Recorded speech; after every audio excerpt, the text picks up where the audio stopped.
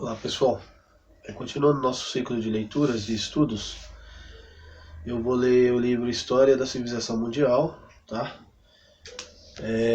Lembrando que eu estou sempre fazendo um paralelo, né? Entre história, filosofia, economia, geografia, então estou sempre intercalando aí entre vários assuntos.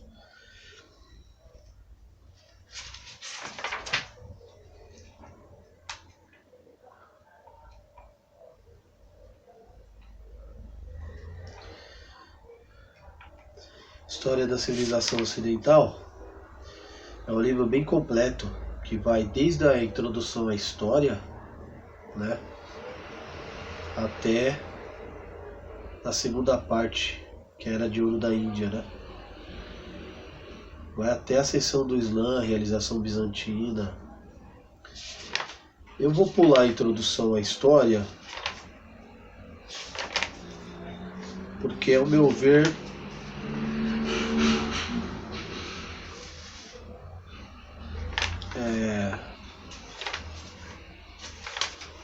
eu quero ir direto para outro assunto. Página 27.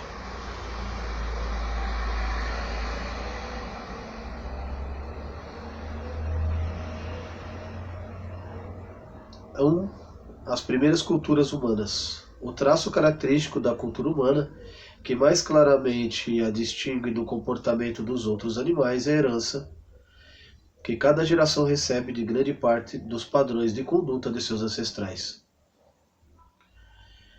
Em cada geração, os homens inventam ou descobrem novas técnicas de sobrevivência ou de melhor vida, ou aprimoram suas instituições ou aumentam seu cabedal de conhecimento. Esses ganhos são transmitidos à geração seguinte de homens que, por sua vez, faz novos acréscimos à herança cultural humana. Isto é o que queremos dizer quando falamos de progresso. Quando dizemos que o presente é herdeiro do passado, podemos não chegar ao ponto de dizer que há uma lei inevitável de progresso, mas estaremos seguros ao afirmar que a cultura humana envolve um processo de acumulação de herança, tanto de conhecimento como de habilidade. Este processo acumulativo começou muito antes do período da história documentada, que só teve início a invenção da escrita há uns 5.000 anos. Embora fosse enorme importância a escrita, só apareceu em data relativamente tardia do longo e contínuo processo de progresso humano. E muitos outros adiantamentos de igual importância, como o uso do fogo, ocorreram bem mais cedo, na época em que a história documentada começou. Portanto, já era o homem herdeiro de um patrimônio cultural acumulado por muitas gerações precedentes. Eis porque antes de nos entregarmos ao estudo do período histórico, devemos tomar nota do que for realizado nas épocas anteriores à existência humana. Então esse livro começa falando sobre a herança cultural humana, né? As tradições, tudo aquilo que os humanos, que nós seres humanos acumulamos durante milhares de anos, né? Olha que interessante, isso é muito importante, porque esse acúmulo de heranças, esse acúmulo de bens, esse acúmulo de conhecimento é o que nos trouxe até aqui. É aquilo que o conservadorismo valoriza. Por quê? Porque existem milhares de pessoas, milhares de gerações que tentaram de formas diferentes, coisas diferentes, e algumas conseguiram acertar a prosperidade mais do que outras, porque optaram por outros caminhos. Algumas nações são mais prósperas que outras economicamente, culturalmente. Por isso que nós temos a classificação, né, de primeiro mundo, né? É por isso que o conservadorismo ele opta por respeitar as instituições. O conservador não é aquele que não muda, mas é aquele que muda, mas ele observa os princípios da liberdade e ele é cético com relação a qualquer governo totalitário. Porque a primeira coisa que um racionalista pensa é que o pensamento dele, as ações dele podem mudar o mundo. Só que o mundo, para ser mudado, é muito lento e gradual. A humanidade tem um tempo dela. As coisas têm um tempo para acontecer. O universo, a Terra e o tempo. O universo. O homem é o recém-vindo entre criaturas que habitavam a Terra, e a própria Terra tem apenas uma história relativamente curta e recente como parte do universo. Dizem os cientistas que o universo é feito de gases luminosos em forma de nebulosas que eventualmente se condensaram em estrelas incandescentes e corpos sólidos. Não podemos sequer arriscar-nos a um palpite sobre desde quando esse processo vem se desenrolando. Podemos apenas dizer que estrelas se têm formado e desaparecido durante milhões de anos, milhões e milhões de anos, e que as antigas estrelas de hoje são milhões e milhões de anos mais velhas que as mais novas. E sabemos que o processo de formação e extinção de corpos celestes continua hoje em marcha. Nosso Sol condensou-se em sua atual mistura de gases e outras matérias há cerca de 7 milhões de anos. Não é mais nova das estrelas. Sirius tem só 2 trilhões de anos e Capella não vai além de 1 trilhão de anos de idade. Ambas são muito maiores do que o nosso Sol. Outras estrelas ainda são maiores. Betelgeuse, por exemplo, tem uma massa cerca de 50 vezes a de nosso Sol, a um volume de cerca de 27 bilhões de vezes maior. Todo o nosso sistema solar, de que a Terra é apenas diminuta parte, é do tamanho infinitesimal quando comparado, por exemplo, com o sistema solar da nebulosa de Andrômeda. Temos vaga impressão do tamanho dessa nebulosa, ao saber que a luz vigiando cerca de 3 milhões de quilômetros por segundo levará perto de 30 mil anos para atravessar Andrômeda. A luz atravessa o nosso sistema solar inteiro em apenas 8 horas. Adquirimos mais ampla ideia da vastidão do espaço e do tempo ao notar que a luz, que percorre cerca de 26 bilhões de quilômetros por dia, leva cerca de 900 mil anos para vir de Andrômeda à Terra. A distância é simplesmente grande demais para que nossa imaginação avalie.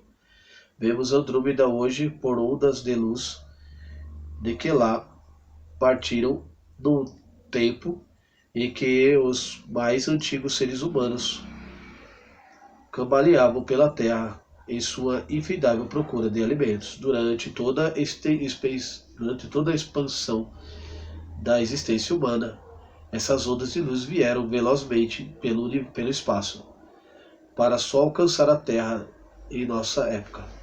A fim de descobrir o que se passa em Andrômeda, neste minuto teremos de esperar quase outros milhões de anos. É impressionante o tamanho do universo. Matéria escura, gases que se formaram. Segundo a ciência, existe o universo e o universo é composto por energia, é composto por matéria, espaço e tempo.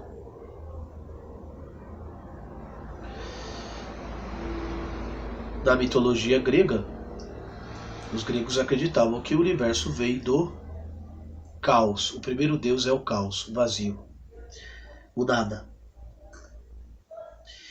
E desse nada houve uma expansão cósmica. O nada, do nada fez-se tudo, o todo. Ao meu ver, Aristóteles tinha razão ao pensar na existência de um motor imóvel, de algo que desencadeia tudo. Só existe uma forma das coisas acontecerem no universo. o desencadear, uma espécie de empurrão, uma expansão cósmica. E se as coisas funcionam do jeito que funcionam, é necessário que haja um motor imóvel, algo que expandiu o todo. Que aí é onde entra, né, a teologia. A teologia tenta explicar que Deus criou o universo, criou as estrelas, criou o mundo.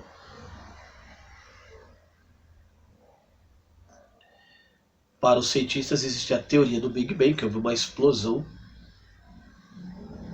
que desencadeou o todo.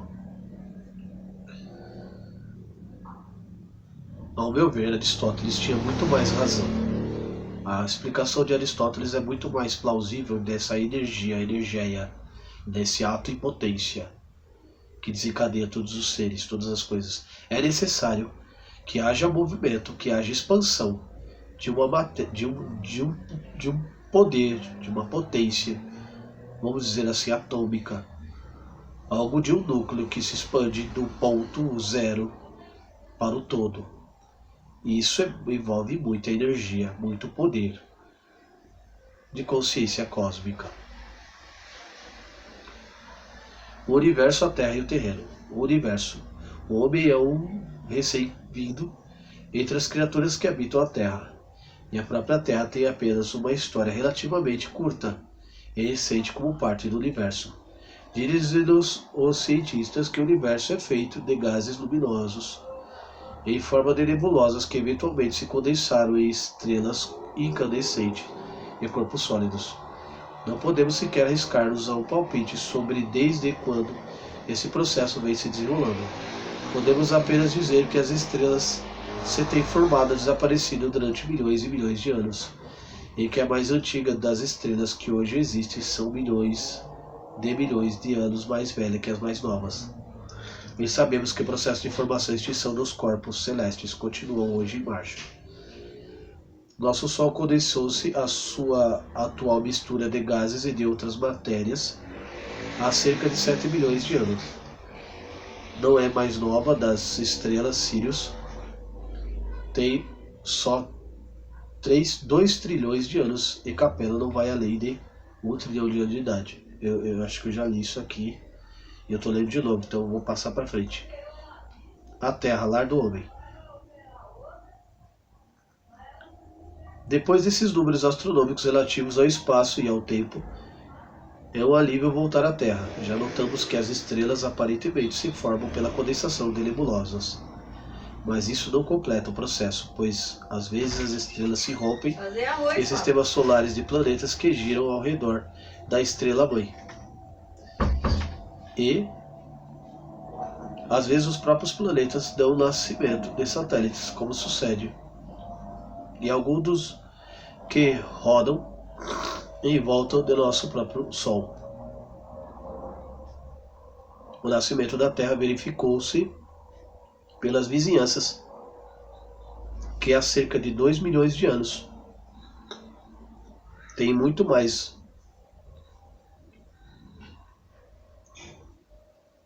tempo muito mais recente do que a formação do Sol. Mas somente centenas de milhões de anos mais tarde a vida apareceu na Terra. Por certo tempo, que é provavelmente mais da metade da idade da Terra, antes do primeiro aparecimento das criaturas vivas, o planeta experimentou vastas mudanças geológicas. A crosta externa encolheu-se, enrugou-se, e a erupção de terremotos se verificaram, remodelando toda a superfície. Amplos oceanos rolavam, onde agora os maiores continentes se ergueram acima das águas. Vastas áreas de terreno existiram durante a época apenas para de novo se fundarem sobre os mares que se espalhavam. Com os séculos, as rochas primárias da superfície terrestre foram desgastadas pelo vento e pelo tempo, de modo que pó, seixo, lama e areia se depositaram nas terras baixas. Assim foi criando um ambiente que podia sustentar formas de vida mais simples. Mas só muitos milhões de anos depois, só na mais recente época geológica, se tornou a Terra hospitaleira, para uma forma de vida tão altamente desenvolvida e complexa como a espécie humana, a origem da vida.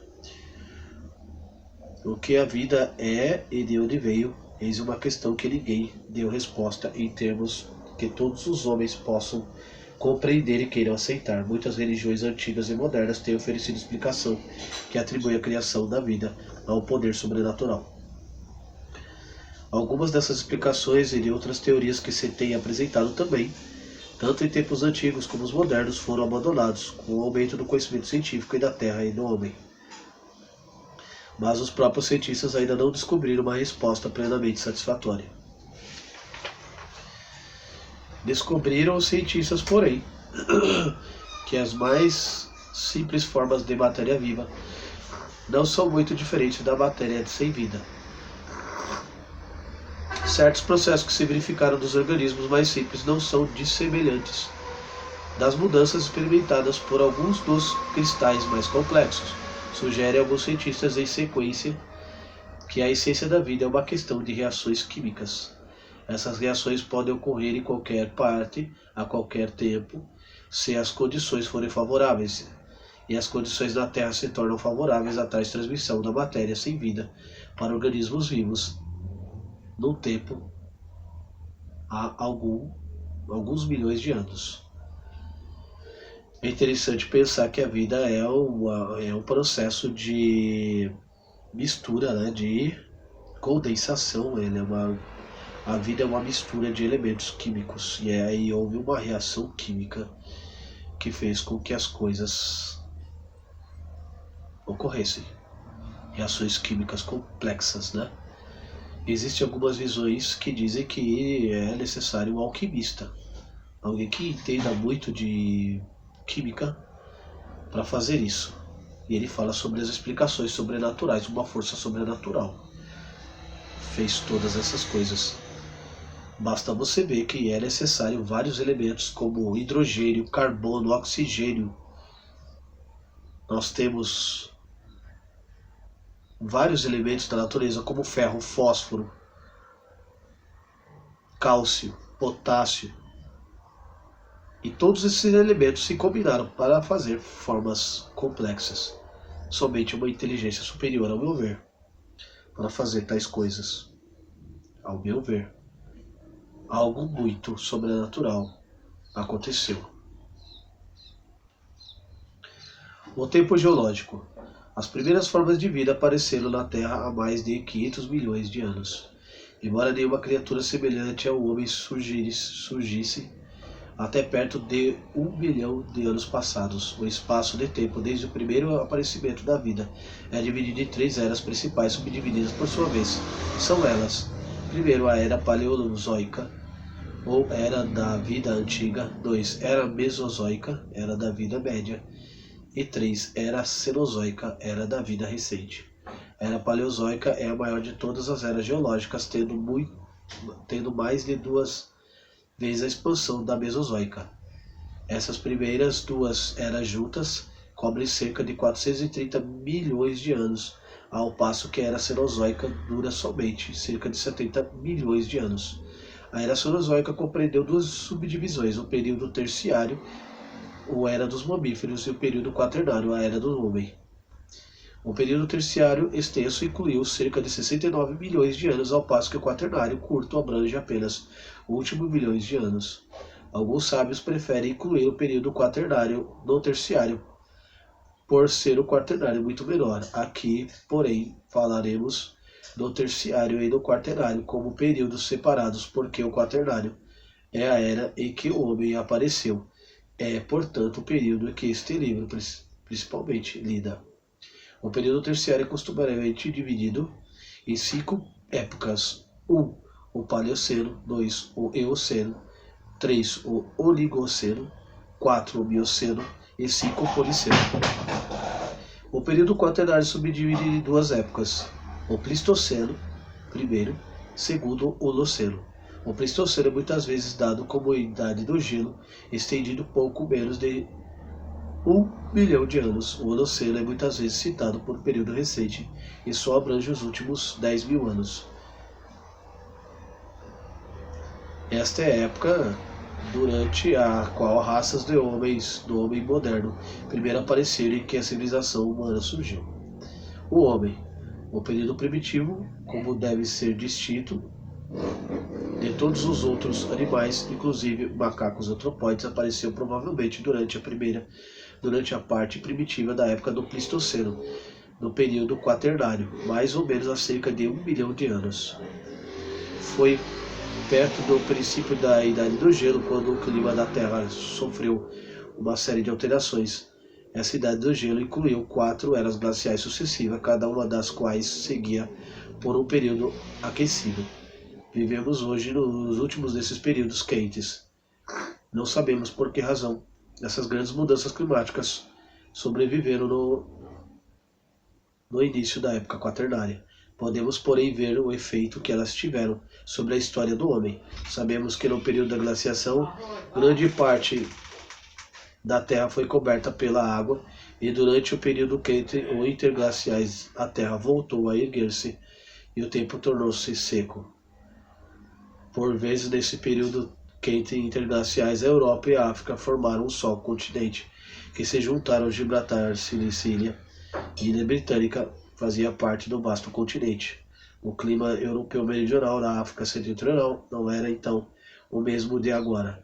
A Europa meridional deve ter sido muito mais quente e a África do Norte úmida em vez de árida, pois evidentemente o elefante, o rinoceronte e o hipopótamo costumavam a emigrar da África para a Europa, tornando a retirar-se para o sul, quando retornava ao frio do período glacial.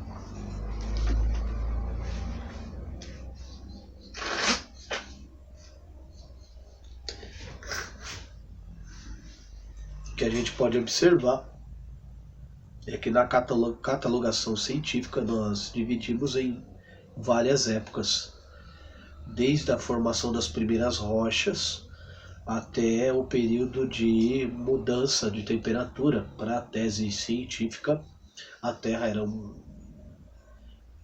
uma espécie de uma subterra, uma prototerra quente, muito quente, e um meteoro se colidiu, fazendo com que vários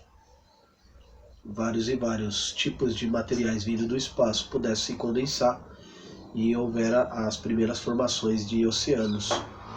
E a partir daí, formação de gases nos oceanos, oxigênio, com a transformação dos elementos, propiciando a origem da vida.